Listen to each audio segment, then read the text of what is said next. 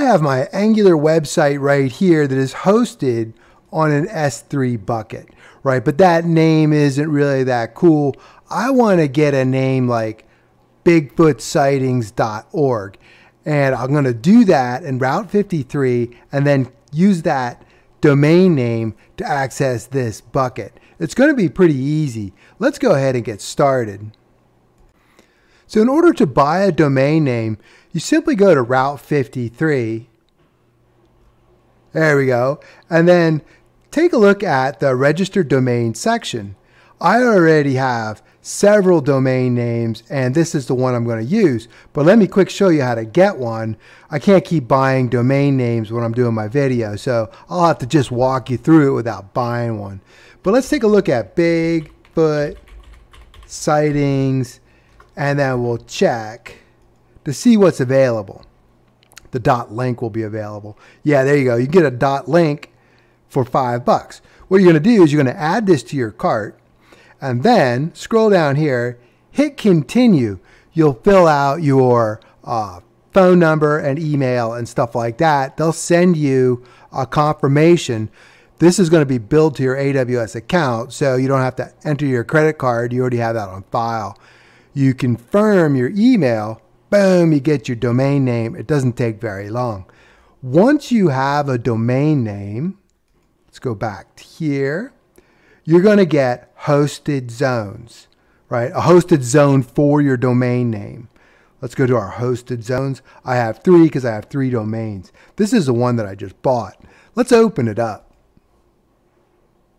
So a hosted zone is a container for records, and records contain information about how you want to route traffic to certain domains, such as bigfootsightings.com. Let's just close this so you can see, get a little better look. And you are going to notice, if you make your registration and your purchase, that you're going to get 2 of these already. You didn't create these. We're going to get a name server record and a start of authority record. Don't worry about those. You won't have to edit them or anything. But we need to create another record, an A record, that aliases our domain name to our S3 bucket. So creating a record that will allow you to use your domain name to access your bucket is really easy if your bucket name is the same as the domain name. And in the last video, when I actually made a bucket to host my website, I did not do that. If we go over to S3, right here, my bucket was Bigfoot-sightings. I had to create a new bucket called bigfootsightings.org, bigfoot-sightings.org, and I just transferred the stuff back up. It only took about 5 minutes. So now we have our bucket name the same as our domain name. Let's create a record. All right, I'm not going to use a subdomain. I'm just going to keep my main domain. And right here for record type, we have a record. That's what we want. We want an IPv4 address to be mapped to an AWS resource. So I'm going to hit this alias, all right? And then the page shifted a little bit. I'm going to choose an endpoint. And then what that's going to be is alias to S3. There we go. Alias to S3 website endpoint. Cool. I need the region, and mine was in US East 1. There we go. And then this endpoint right here, luckily it saved it, but it's going to be a little confusing. If we go over here to our S3 management console, take a look at our bucket, go to properties.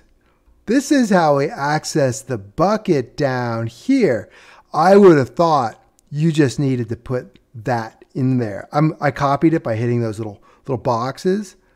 We go back here, and if I paste this, Control V, it's going to give me a no bueno. Hit create. Nope, didn't like it. So it says, hey, you need something like this, right? So I need to get rid of all of this up front. And I believe the S3 website. So sometimes you have dashes and sometimes dots depending on your region. That's why you have to specify this format. All right, now I'm going to hit create record. And it says it was created. We're going to view the status of the record. Eventually, that will give me a better status. I'm going to pause the video. All right, now I got this green in sync status here, so I'm assuming that's good. Let's go ahead and get our bigfootsightings.org, see if we can see our website. I'm going to bring up, well, we can just plug it in here. This is the bucket, right? We'll say Bigfoot. Oh, there we go, sightings.org. Oh, and look at that. But we're still not secure. We're not going to do that in Route 53. We're not going to do that in the S3 bucket. Getting the secure connection is not a matter of routing. It's a matter of the protocol that we're using. And we're going to need a certificate for that. We're going to need to use HTTPS. And the two popular ways of using HTTPS is a CloudFront distribution where we can upload a certificate, or an Elastic load balancer. And you could upload the certificate to that too. So I'll have to do that in the next video or one of the videos coming up. We're going to make a certificate, put it in a CloudFront distribution. That's the cheaper of the two options. And then we're going to have HTTPS to our website.